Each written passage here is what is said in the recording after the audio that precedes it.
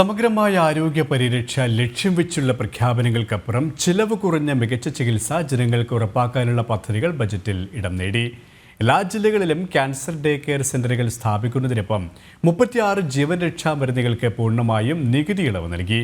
കുട്ടികൾക്കും ഗർഭിണികൾക്കും മുലയൂട്ടുന്ന അമ്മമാർക്കും കൗമാരക്കാർക്കും പോഷകാഹാരം ഉറപ്പാക്കുന്ന തീരുമാനവും ബജറ്റിൽ പ്രഖ്യാപിച്ചു.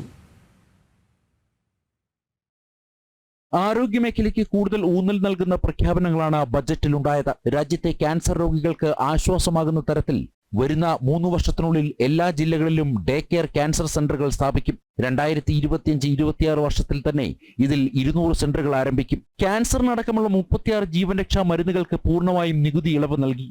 6 ജീവൻ രക്ഷാ മരുന്നുകൾക്ക് നികുതി 5% കുറച്ചു. ഇതിനു പുറമെ 37 മരുന്നുകൾക്കും 13 പുതിയ രോഗീ സഹായ പദ്ധതികൾക്കും പൂർണ്ണമായും നികുതി ഒഴിവാക്കി. To provide relief to patients, particularly those suffering from cancer, rare diseases and other severe chronic diseases, I propose to add 36 life-saving drugs and medicines to the list of medicines fully exempted from basic custom duty.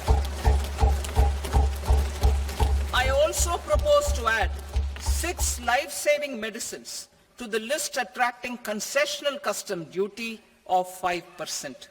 Full exemption and concessional duty will also respectively apply on the bulk drugs for manufacture of the above. Saksham Anganwadi Poshan 2.0 പദ്ധതിയിലൂടെ 8 കോടിയിലേറെ കുഞ്ഞുങ്ങൾക്ക് പോഷകാഹാരം ഉറപ്പുവരുത്തും. രാജ്യത്തുടനീളമുള്ള 1 കോടി ഗർഭിണികൾക്കും മുലയൂട്ടുന്ന അമ്മമാർക്കും 20 ലക്ഷം കൗമാരക്കാർക്കും പോഷകാഹാരം നൽകും.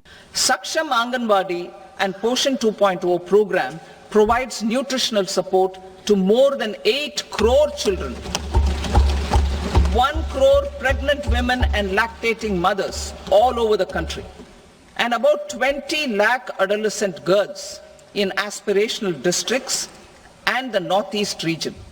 The cost norms for these nutritional support will be enhanced appropriately.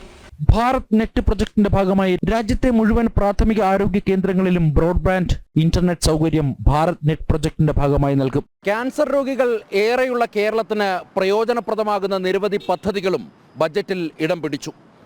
ആരോഗ്യമുള്ള ഒരു സമൂഹം രാഷ്ട്രത്തിന്റെ പുരോഗതിക്ക് അനിവാര്യമാണെന്ന തിരിച്ചറിവ് ബജറ്റിലെ ഓരോ പ്രഖ്യാപനത്തിലും വ്യക്തമാണ്. ഡൽഹിയിൽ നിന്ന് എസ് നന്ദഗോപൻ, ജനം.